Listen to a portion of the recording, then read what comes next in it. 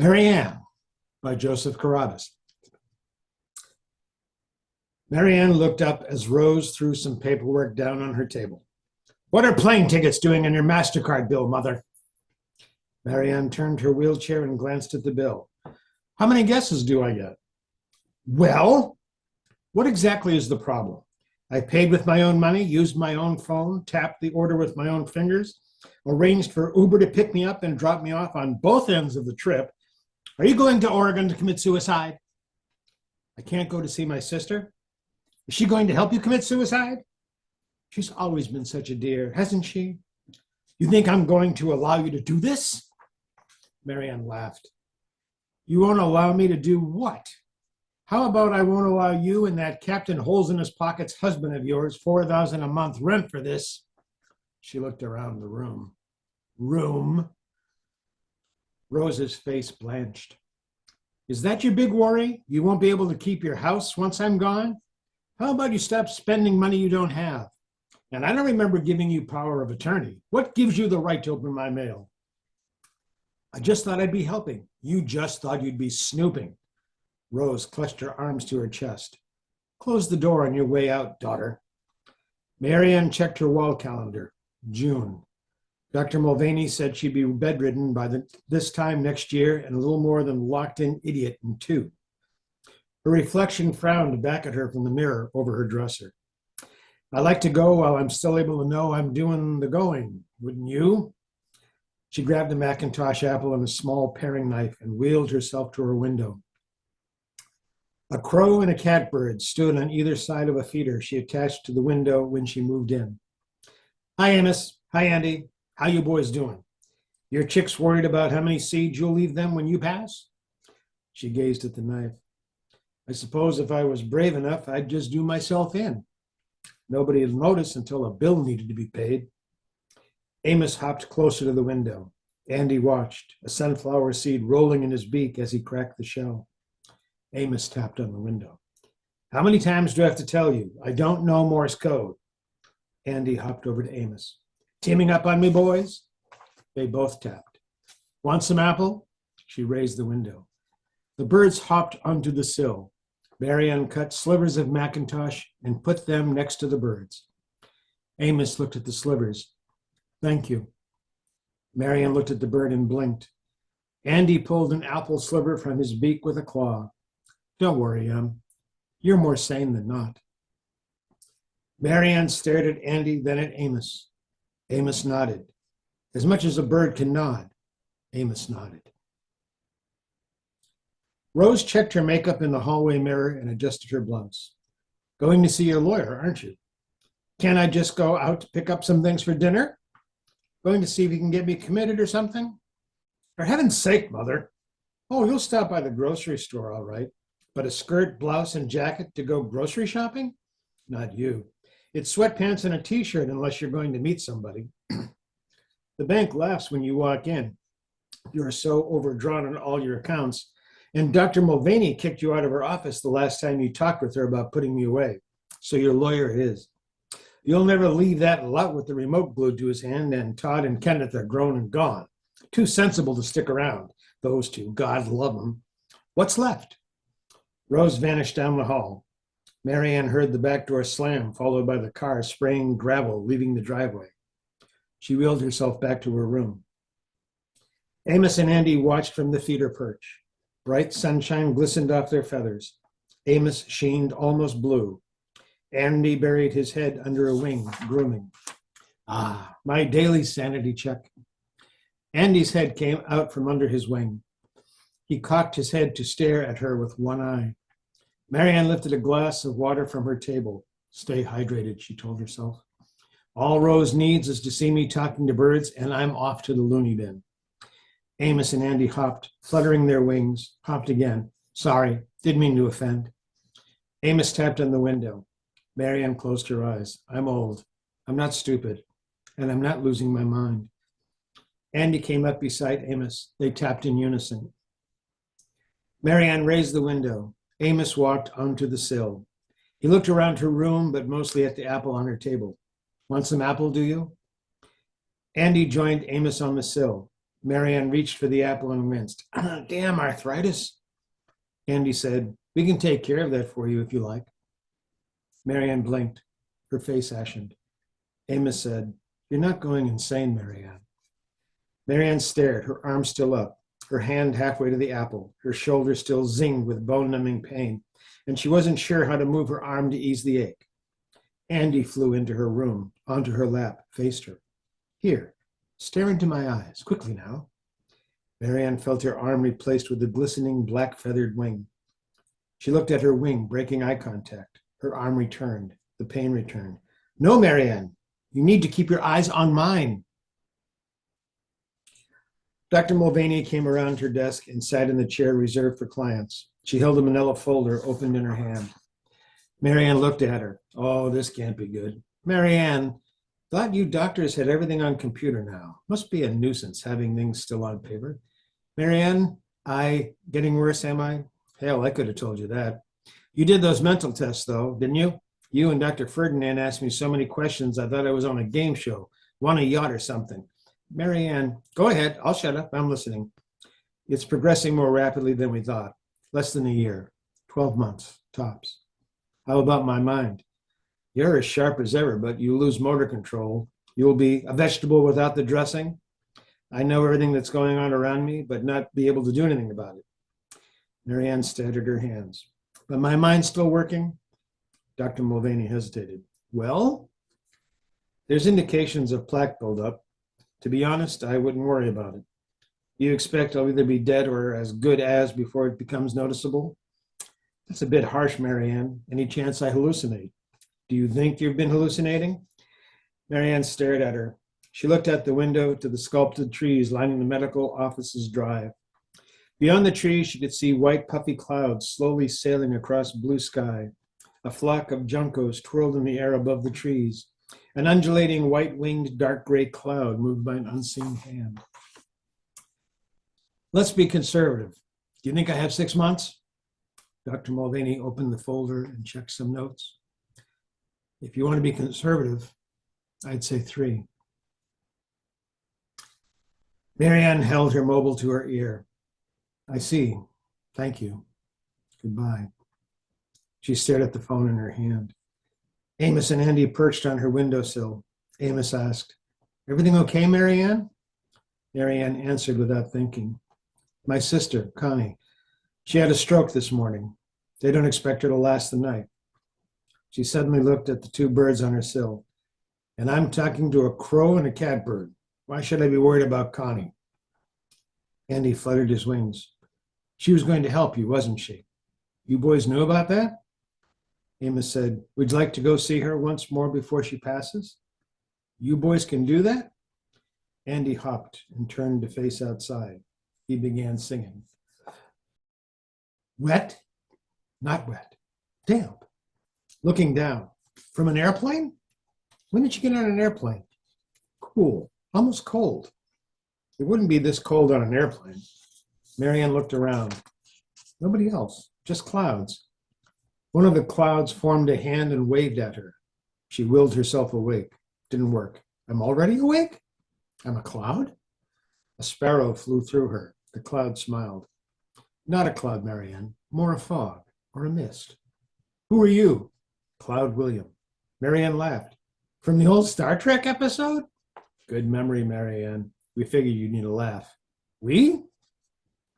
Think low, Marianne. That hospital down there is where your sister is. Think low and you'll descend. See the 3rd corner window up from the street? Your sister's in that room. Think of that window and think close, and you'll go towards that window. Will my sister know I'm here? If you talk to her, call her name. You're not in the human world right now, Marianne. You have to start thinking of things being possible. How long will I have with her? The question turned her billowing shape momentarily gray. As long as you want. When you're done, think home. Simple as that. Marianne descended. Bald children played in a small playground beside the hospital. She'd never seen children both laughing and somber. Are they dying? Cloud William didn't answer. He collected as mist on an elm and watched Marianne. Don't worry, Marianne.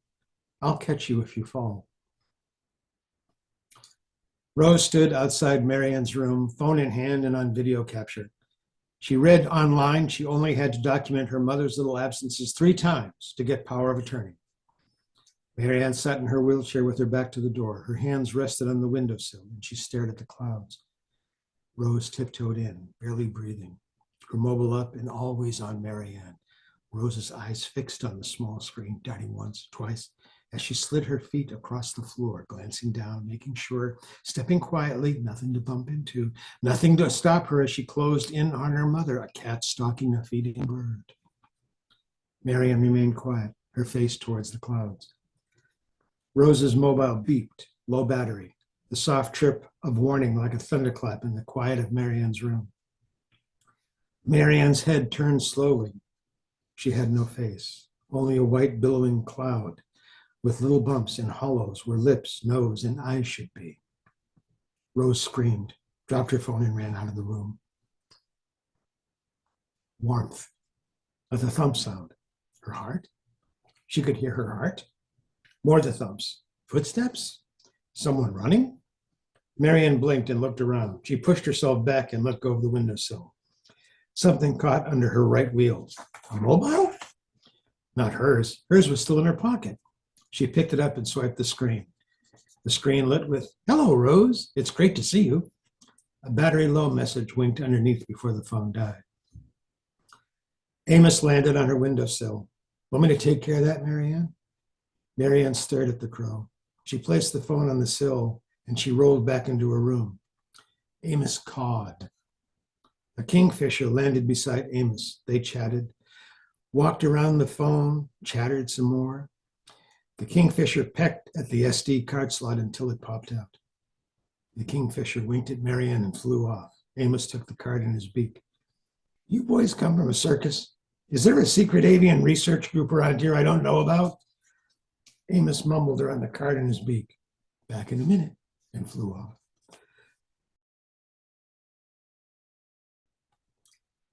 Rose's attorney shook his head. "That stuff you read on the internet is for the birds. You can't take power of attorney unless your mother is deemed incompetent by 3 doctors, 2 of whom have to be board certified in psychiatry.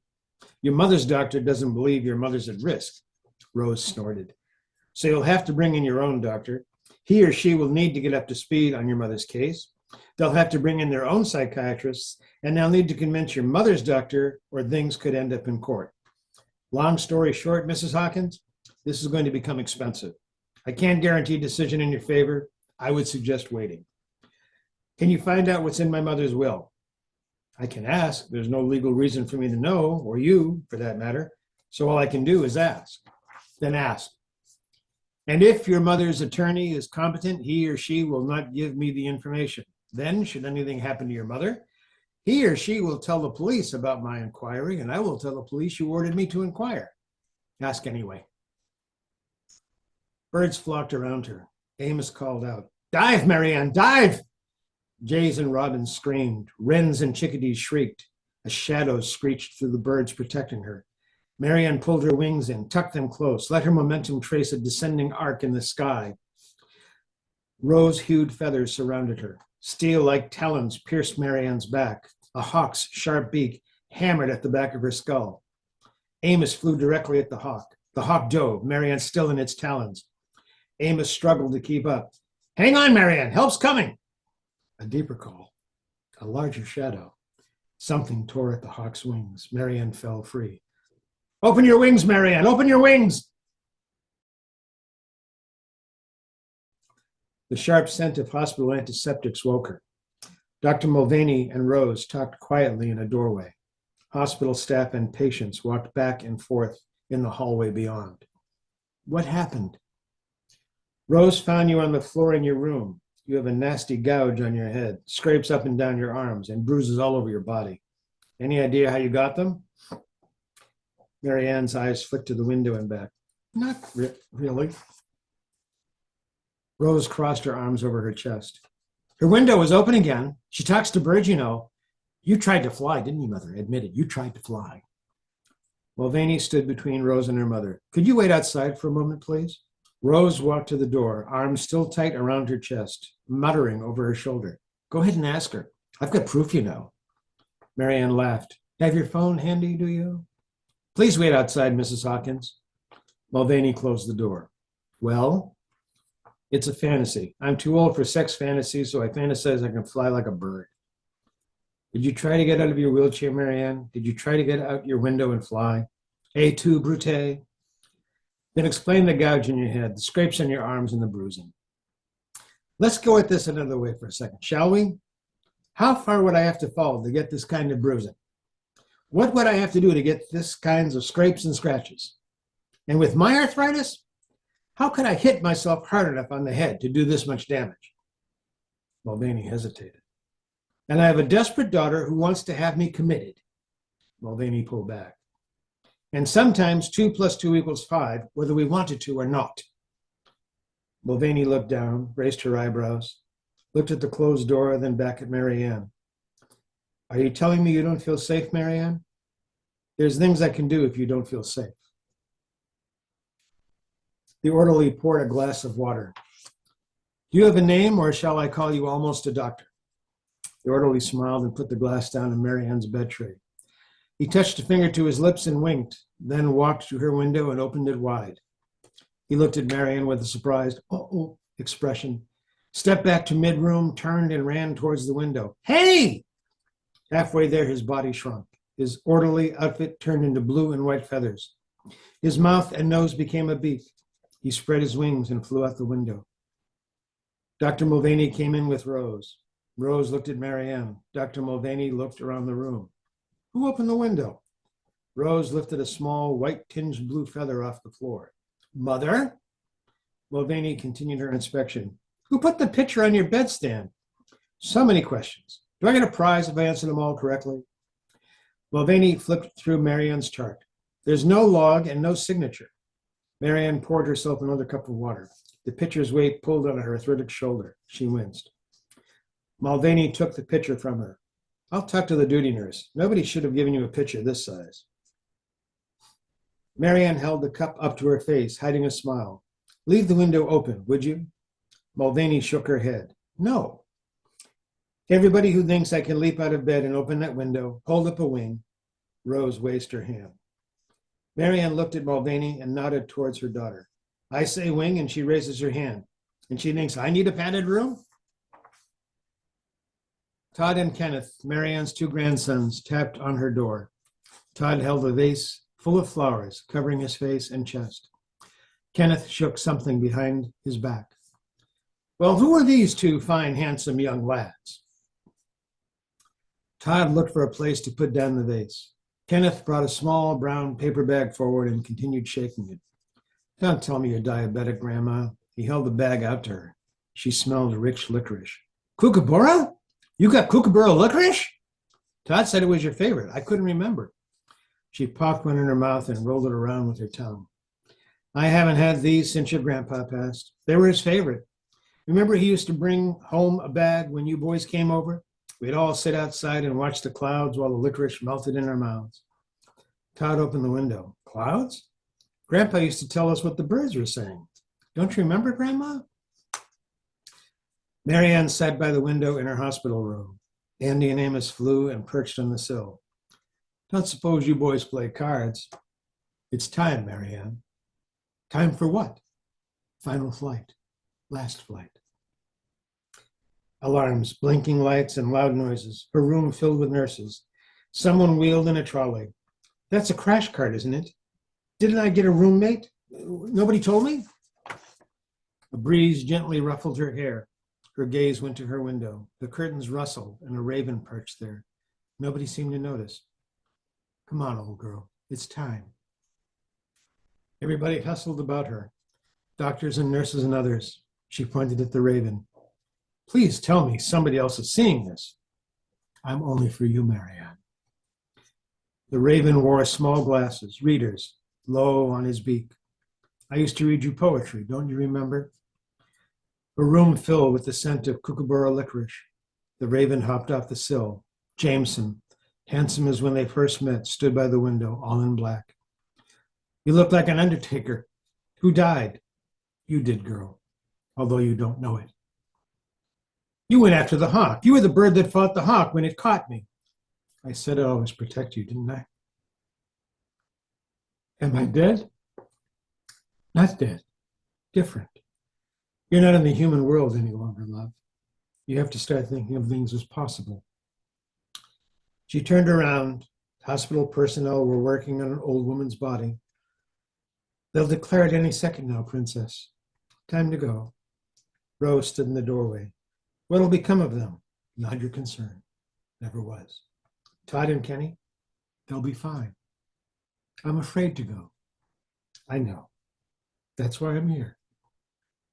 To help you. Like always. Why did you leave me when you did? Because it was my time, little girl. Now it's yours. Jameson lifted his arms. She stood, a young girl off to college once again. They hopped to the windowsill and flew into the night. Marianne by Joseph Carrabis in the Visions anthology. Thank you.